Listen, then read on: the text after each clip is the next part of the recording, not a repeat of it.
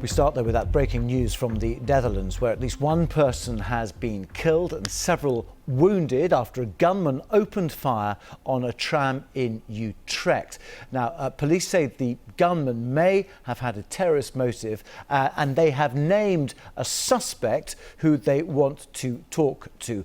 The man is 37-year-old Gunman from Turkish descent. They haven't ruled out the possibility, though, that others may be involved as well. But this is the picture of the prime suspect in that shooting in Utrecht, a man who we understand is still at large in this city of Utrecht, a man called Gunman, 37 years old, of Turkish descent. Let's speak to Jelle Tilleman, a reporter for Algemeen Dagblad newspaper in Utrecht. He's at the scene next to the tram stop. Just bring us up to speed with the latest developments there. Hi, welcome. The latest development, I think, is that the alleged shooter was in court 2 weeks ago in a rape case. So he allegedly raped somebody.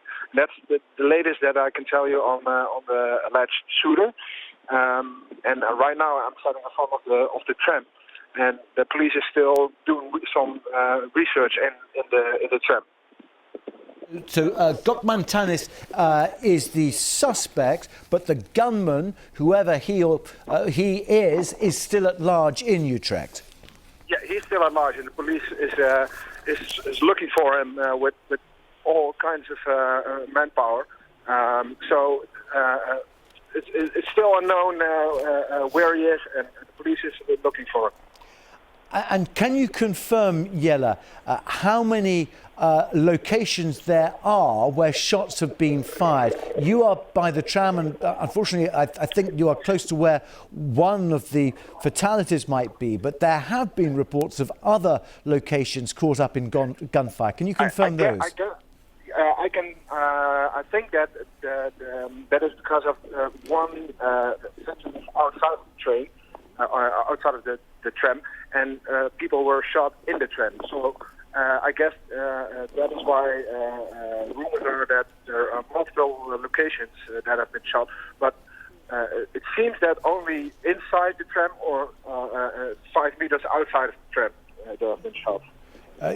Jelle, what about the fact that I think police are still looking for a car in which the gunman escaped? Does that mean that he may be travelling with others?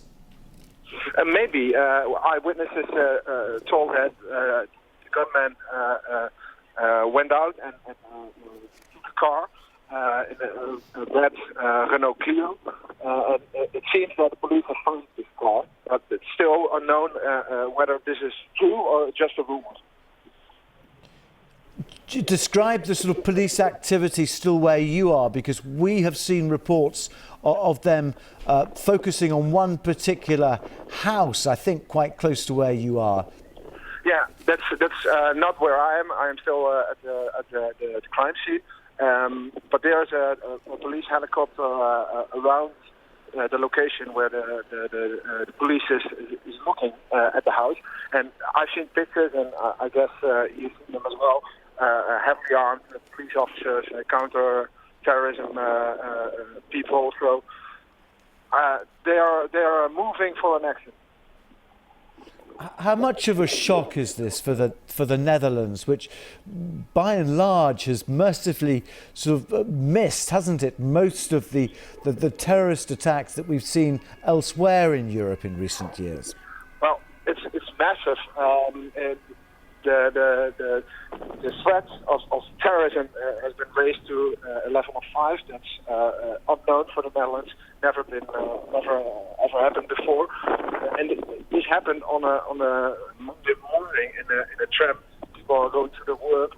So this is massive news. Jelle Tilleman, thank you very much indeed for bringing us up to with the latest news on those Utrecht shootings. So what do we know of the shootings in Utrecht so far? Well, police say at least one person has been killed. Several more are thought to have been injured. The incident happened on the 24th of October Square. That area has been cordoned off. Emergency services are still at the scene, and the suspect is still at large. Although police have named a suspect they want to speak to, gunman Tanis, who is 37 years old and of Turkish descent. And a reporter we were just speaking to, Yella Tilleman, at the scene of the shooting, said that he had been in court recently on a rape charge. Nonetheless, though, it is thought that these shootings could be terrorism related. Mark Rutte, who we expect to hear from in the next few minutes, the Dutch Prime Minister, says he is deeply concerned. Crisis meetings have been taking place with anti-terror officers.